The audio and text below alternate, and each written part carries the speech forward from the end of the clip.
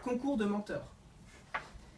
C'est-à-dire que chaque groupe va raconter une histoire vraie et une histoire fausse. Les autres vont écouter et vont devoir deviner quelle est l'histoire fausse. Donc celui-ci, c'est un test de personnalité. Vous-même, vous créez un test de personnalité et à la fin, vous allez le faire aux autres. Rédigez une pétition. S'il y a un sujet d'actualité qui vous est cher, vous pensez qu'il faudrait parler ou avertir les gens. Le problème, le plus reconnu à propos des gobelets, c'est que le matériel, le carton, il n'est pas le carton réel. C'est quelque chose avec le plastique dedans pour que l'eau ne passe pas à travers. Voilà. Donc c'est pas biodégradable. Oui, dans leur caserne, il fait beaucoup manger. Il avait faim, il était très fatigué. Et il savait déjà que des monde cher. Oui, de quoi vous voudriez parler avec votre... Je m'adresse tous les amateurs. Comment on peut dire la personne avec qui on va... Copain ou copine.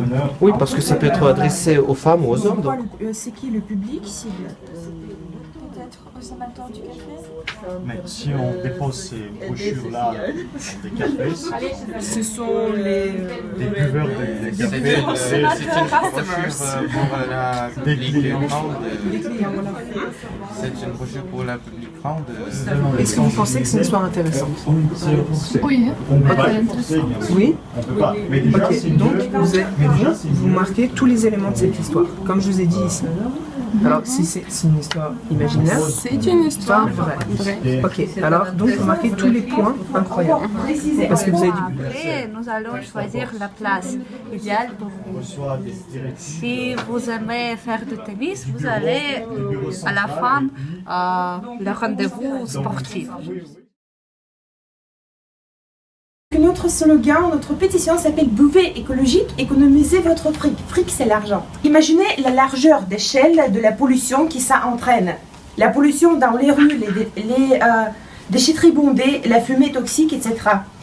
Dans quelque sorte, nous sommes complices involontaires. Nous proposons de changer les priorités. Le gobelet personnel reste efficace et gentil avec la nature. Le gobelet personnel, c'est quoi? Je vais vous montrer une image. C'est ça, le gobelet personnel, Tumblr, vous le pouvez prendre avec vous.